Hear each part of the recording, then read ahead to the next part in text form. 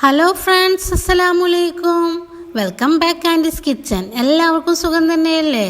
നമുക്കിന്ന് എളുപ്പത്തിൽ അടിപൊളി ബീഫ് ബിരിയാണി തയ്യാറാക്കിയാലോ? എങ്കിൽ എങ്ങനെയുണ്ടാക്കുന്നത് എന്ന് നോക്കാം. ഇതിലേക്ക് ഇഞ്ചി വെളുത്തുള്ളി പേസ്റ്റ് ചേർത്ത് കൊടുക്കാം. ഉപ്പ് 1 ടീസ്പൂൺ ചേർക്കാം. ബീഫ് മസാല 1 ടീസ്പൂൺ ചേർത്ത് കൊടുക്കാം. മുളക് പൊടിയും 1 ടീസ്പൂൺ, മഞ്ഞൾപ്പൊടി 1/4 ടീസ്പൂണും ചേർത്ത് കൊടുക്കാം. പിന്നെ വേണ്ടത് ഗരം മസാലയാണ്. 1 ടീസ്പൂൺ ചേർക്കാം. മല്ലിപ്പൊടി 1 ടീസ്പൂൺ, പിന്നെ പെരിഞ്ജീരകപ്പൊടി 1 ടീസ്പൂൺ, കുരുമുളക് പൊടിയും 1 ടീസ്പൂണും ചേർത്ത് നല്ലവണ്ണം മിക്സാക്കി മസാല എല്ലാ ഭാഗത്തും തേച്ച് പിടിപ്പിച്ച് 15 മിനിറ്റ് ഫ്രിഡ്ജിൽ റെസ്റ്റ് ചെയ്യാൻ വയ്ക്കാം. കുറച്ച് കഴിഞ്ഞ് ഫ്രിഡ്ജിൽ നിന്ന് എടുത്ത് ബീഫ് കുക്കറിൽ വേവിച്ച് എടുക്കണം കേട്ടോ. അത് ഞാനിവിടെ കാണിക്കുന്നില്ല. അപ്പോഴേക്കും റൈസിനുള്ള വെള്ളം റെഡിയാക്കാം. തിളക്കുന്ന വെള്ളത്തിൽ പട്ട, ഗ്രാമ്പൂ, ഏലക്കായ, കരയാമ്പൂ, പെരിഞ്ജീരകം, ഒരൽപ്പം ചെറുനാരങ്ങ നീരും പാകത്തിന് ഉപ്പും ഇട്ട് അരിയിട്ട് കൊടുത്ത് വേവിക്കാം. അധികം വേവിക്കാതെ നോക്കണേ. 1 കിലോ ബസുമതി റൈസാണ് ഞാൻ എടുത്തിട്ടുള്ളത്. റൈസ് വേവിച്ചത് മാറ്റി വയ്ക്കാം.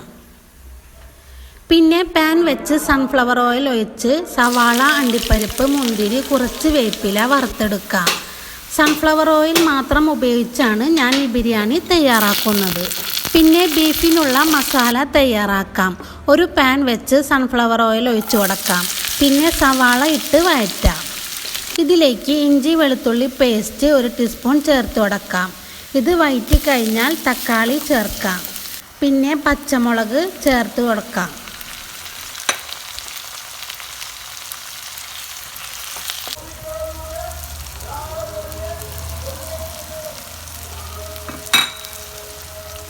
പിന്നെ ആവശ്യമുള്ളത് ബിരിയാണി മസാലയാണ്. അത് 3 ടീസ്പൂൺ ചേർത്ത് കൊടുക്കാം. പിന്നെ മല്ലിച്ചപ്പിയും പുതിനയും ചേർക്കാം. 1 ടീസ്പൂൺ ചെറുനാരങ്ങ നീരും ചേർത്ത് കൊടുക്കാം. ഇത് നല്ലവണ്ണം മിക്സാക്കി കഴിഞ്ഞാൽ ഇതിലേക്ക് കുക്കറിൽ വേവിച്ച് വെച്ച ബീഫ് ചേർത്ത് കൊടുക്കാം. എല്ലാം നല്ലവണ്ണം ഇളക്കി കൊടുക്കണം കേട്ടോ. വെള്ളം വറ്റിക്കഴിഞ്ഞാൽ ബീഫിൻ്റെ മസാല ഇവിടെ റെഡിയായി. ഉപ്പ് എല്ലാം പാകത്തിനുണ്ടോ എന്ന് നോക്കണേ. പിന്നെ നമുക്ക് ദമ്മിടാൻ ചെമ്പട്ടി വെച്ച് ബീഫിൻ്റെ മസാല ഇതിലേക്ക് ഇട്ട് കൊടുക്കാം.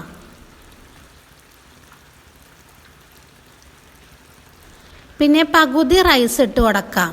കുറച്ച് വെള്ളത്തിൽ പൈനാപ്പിൾ എസൻസ് യെല്ലോ കളറും ഇട്ട് മിക്സ് ചെയ്തത് ഇതിലേക്ക് പകുതി ഒഴിച്ചു കൊടുക്കാം.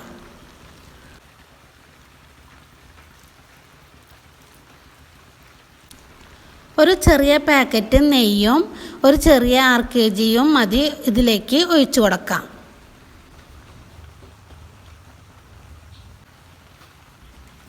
പിന്നെ നമ്മൾ നേരത്തെ വറുത്ത് വെച്ച സവാളയും നട്ട്സും ഇട്ട് കൊടുക്കാം. പിന്നെ 15 മിനിറ്റ് നമുക്ക് മൂടി വെച്ച് എന്തെങ്കിലും കട്ടിയുള്ളത് വെച്ച് കൊടുത്ത് ദമ്മിടാം.